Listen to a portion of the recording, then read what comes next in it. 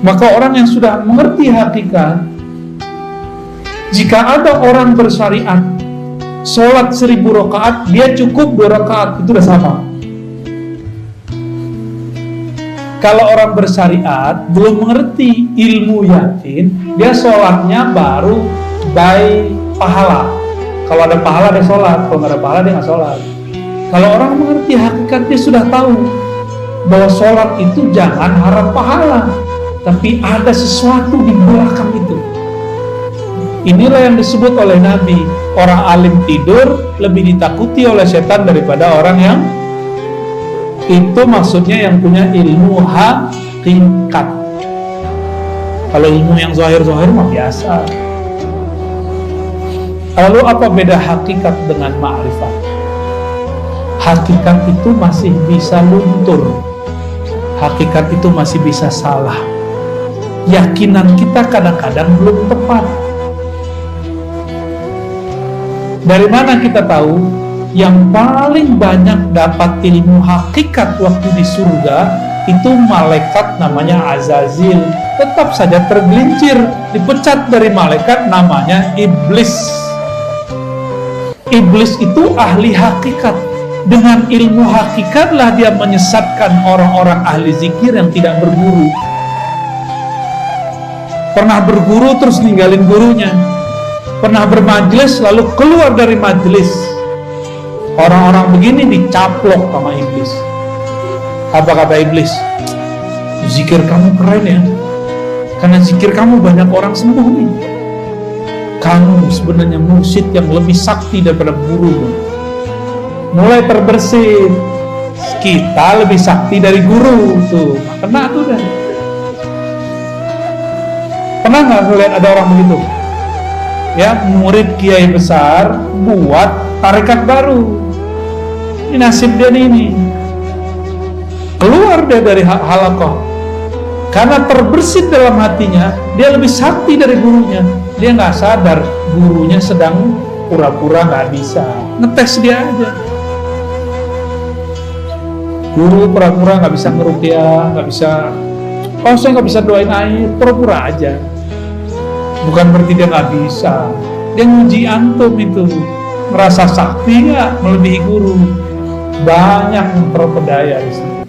Apalagi urusannya udah ketemu pulus, ya.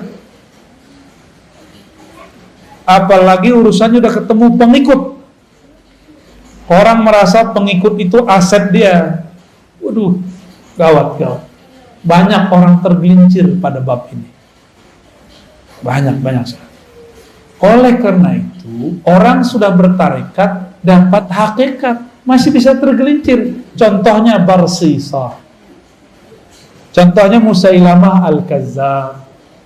Itu Musailamah kan dulu ikut nulis wahyu. Musailamah ikut nulis wahyu, khidmah ke Rasulullah. Maka kita berdoa orang-orang yang berkhidmah untuk agama ini, untuk kita tidak membelok di akhir nanti. Amin. Ya, ini bahaya benar. Kenapa? Si Musailamah ini melihat harian Nabi, dia mikir, Nabi mah biasa aja orangnya. Kita begini, dia begini. Kita begitu, dia begitu. Akhirnya dalam pikiran apa? Nabi ini orang biasa kayak. Kejadianlah sekali ada penulis wahyu selain Musailamah. Nabi turun ayat kepada Nabi. Tapi Nabi gak bacakan semua. Nabi masih tertegun, keasikan membaca ayat. Si penulis wahyu ini diizinkan Allah terbuka tarbir rohaninya. Dia dengar Jibril baca ayat.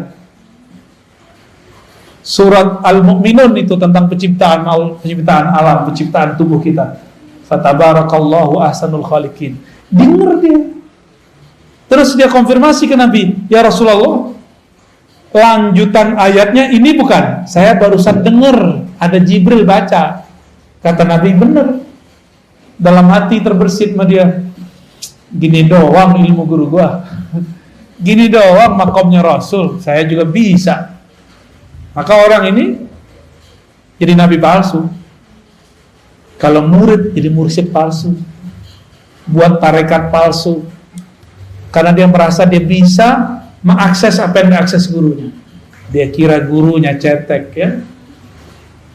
Ini sering terjadi di semua halaqah, di semua thariqah, ya.